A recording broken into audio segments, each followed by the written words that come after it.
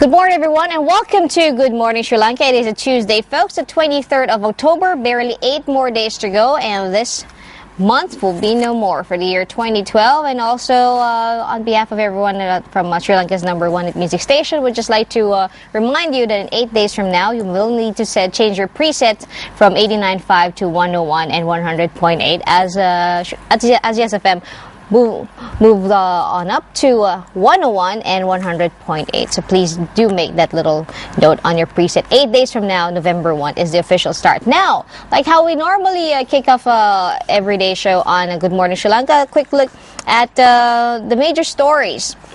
I made it to the dailies for today, Tuesday, the 23rd of October. The headline on the front page reads, Government allies want 13A scrapped.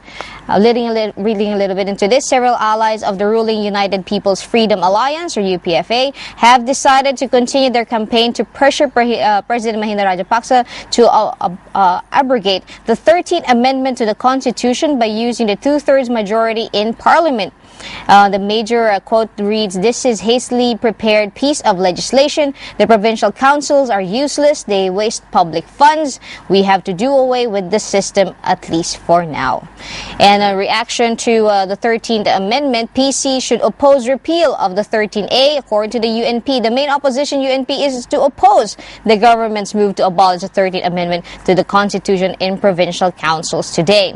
Another story on front page read, UNP wants to change its constitution for Ranil to continue as leader. The UNP is to seek approval at its convention in December to change its constitution so that its president, its present leader Ranil Wickremesinghe could continue as its leader for another 6 years, said UNP General Secretary Tisa Atanaika. The major quote reads, several other key proposals would be put forward for approval at the convention. And a little bit of major bad news. Doctors to strike over pay hike. Government doctors said that they would launch a countrywide token strike this week to highlight the need to increase the basic salaries of doctors and to raise the minimum salaries of all state sector employees.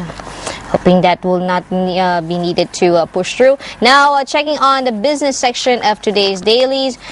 Headline reads, which is good news, Lonely Planet makes Lanka top destination. World's most renowned and largest travel guidebook and digital media publisher, Lonely Planet, has named Sri Lanka as the #1 destination in the world to visit in the year 2013.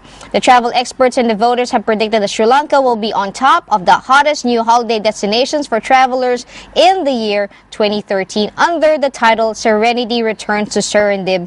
The travel guide raves the destination Sri Lanka, describing the multifaceted experiences the traveler can look for in the small island fused with novelty and indulgence. That is very, very good news. Also, a little bit on the sad news on the business section. Stocks at a 6-week low. Sri Lankan stocks slumped to their lowest level in 6 weeks, with turnover skidding to a 2-month low on retail selling on margin calls ahead of the central bank's board meeting on rate policies later in the day. The Colombo Stock Exchange main index fell 1.69% or 95.64 points to 5,553.89, its lowest close since September 7. Now moving on to sports. Yes, sports. It's all about cycling and it's all about Lance Armstrong. Second UCI strips Armstrong of tour wins. Armstrong has no place in cycling according to McQuaid.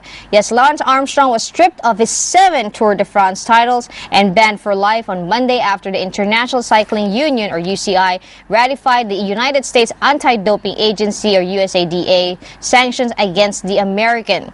The long-awaited decision has left cycling facing its greatest crisis, according to UCI President Pat McQuaid, and has destroyed Armstrong's last hope of clearing his name. The major quote reads, Lance Armstrong has no place in cycling. Lance Armstrong deserves to be forgotten in cycling. The UCI wishes to begin that journey on that path forward today by confirming that it will not appeal to the Court of Arbitration for Sports and that it will recognize a sanction that USADA has imposed. There you go. Sad day for Lance Armstrong and also cycling.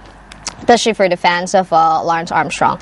And on a little bit of the cricket news, Pakistan ready to host international, according to Stars. The exhibition games were the first appearance by high-profile foreign players in Pakistan since deadly militant attacks on the Sri Lankan team bus in Lahore in March of 2009. Reading a little bit into this, players from the visiting international World 11 Monday said overseas teams should return to tour Pakistan soon after two 2020s against an all-star home side passed off successfully at the weekend. The exhibition games were the first appearances by high-profile foreign players in Pakistan since the deadly militant attacks on the Sri Lankan team bus in Lahore in March of 2009 that led to the suspension of international matches in the troubled country. Now, that's a quick look at the sports section. Now, getting into American politics, well, ongoing right now is the third and final presidential debate between Democrat flag bearer, of course, President Barack Obama, and, of course, Republican challenger Mitt Romney. It's currently ongoing in Boca Raton in Florida. And according to reports, the main focus for this one will be foreign policies. Reading a little bit into the article, the flagging economy has been the clear number one issue for this year's presidential race, but some other concerns are just as timeless. According to experts, don't estimate the pool of safety and security in the minds of American voters. There's also the question of health, and then foreign policy will also be the main focus at the debate that's ongoing right now. And there's an ongoing the concerns of people regarding the ongoing war in Afghanistan, the civil war in Syria, the tense standoff between Iran and Israel. Terrorism is still a major issue, and as evidenced by the recent embassy attack in Libya. And there's also the perceived threat from China. So those are the major concerns right now. The third and final debate, and according to reports, President Barack Obama is still leading the polls, but with a very slim margin. Now, checking on something crazy, just in case you're planning on exchanging I-do's, walking down the aisles, promising someone a forever. If you're a big fan of The Walking Dead or something like that, well, believe it or not, zombie weddings, yes, current wedding trend, zombie nuptials, yes. Zombies seem to have been having the moment. It's on probably your Facebook page. There's Plants vs. Zombies, and then there's Walking Dead.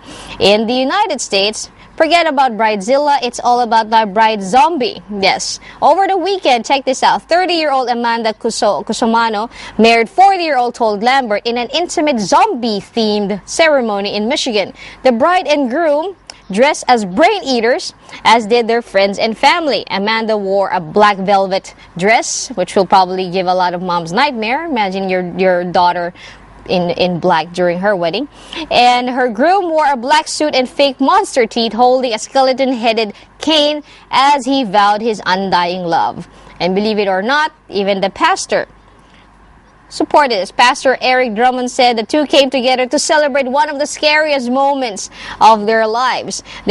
How hot is a zombie-themed wedding? There are now zombie-themed musical that especially caters to wedding. There are now zombie wedding cakes, costumes for the bride and groom and their entourage, and believe it or not, the whole family gets into the picture. Zombie-themed wedding, something you might want to consider. And also, good news are in order. Congratulations. Adele has given birth to a baby boy. Yes, phenomenal singer. The lady behind the amazing album called 21 has given birth to a baby boy. And it's a first child for Adele and the second for her boyfriend Simon Konecki, who has a 5-year-old daughter with ex-wife Clary Fisher. And according to this, a 24-year-old pop star during her pregnancy still did a little bit of work by, of course, recording the theme song for the James Bond for this year called Skyfall. And mom and son are reportedly both doing very well, which is a good thing. And she will now be hitting the recording studio to record her next album, which she said is a little different because the songwriting experience while she was pregnant is totally different from the experience from her first album, which I think we all know is all about getting her heart broken. So we got a lot more stories to share with you, quite a number from Latin America coming your way. But first we need to take a very short break, but please keep us company. This is Good Morning Sri Lanka.